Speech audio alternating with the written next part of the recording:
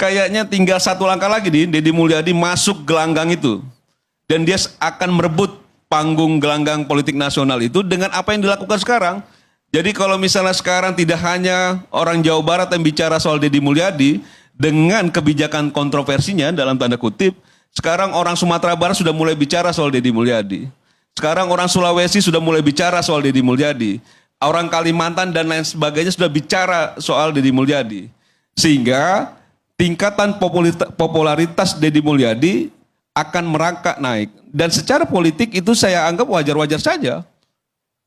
Siapapun yang berada dalam posisi politik seperti Deddy Mulyadi tentu akan menggunakan semua daya yang bisa diupayakan untuk bisa menarik perhatian publik dan juga coba untuk masuk kepada bagaimana publik bisa simpati dan melihat publik kita.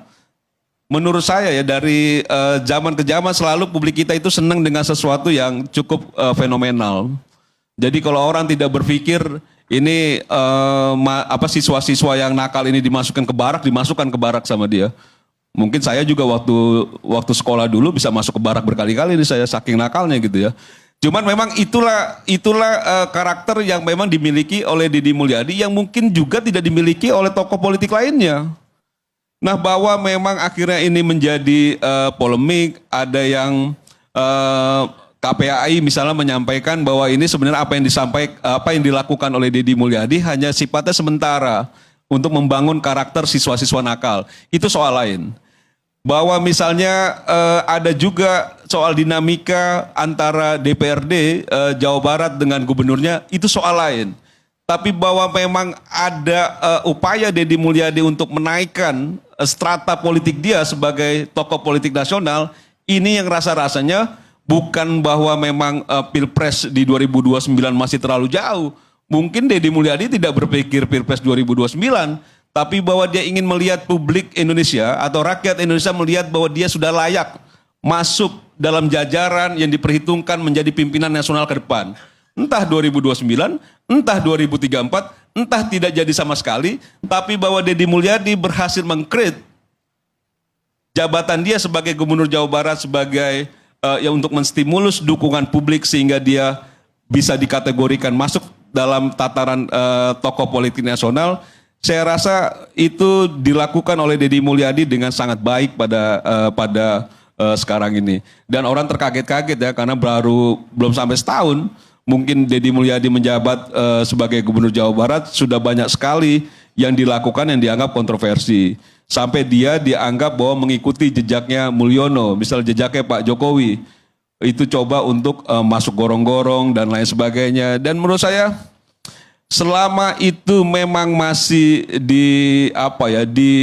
digemari oleh masyarakat kita yang cenderung memang secara psikologis masyarakat kita itu senang sekali ya dengan sesuatu yang terlihat keren, terlihat bahwa berani, terlihat cepat, satset dan lain sebagainya yang itu sekarang tergambar dari Deddy Mulyadi. Jadi kalau misalnya dia melihat ada sesuatu yang janggal, sesuatu yang kurang, eksekusi dan lain sebagainya. Bahkan konon katanya memang seringkali juga melangkahi teman-teman di legislatif, termasuk soal APBD dan lain sebagainya. Nah, saya tidak masuk pada persoalan bahwa hubungan antara legislatif eksekutif ini menjadi sesuatu yang sangat serius. Karena memang tidak saja di tingkatan kepala daerah, di tingkatan presiden pun seringkali juga hubungannya kan juga tidak terlalu baik. Apalagi memang di setiap pertarungan atau di setiap kontestasi pasti menghasilkan dukungan politik yang berbeda.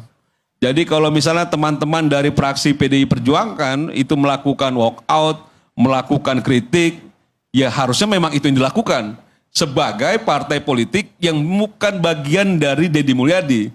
Jadi rasanya aneh kalau misalnya PDI Perjuangan itu berdiam diri. Jadi itu sesuatu yang menurut saya biasa saja Pak Karni.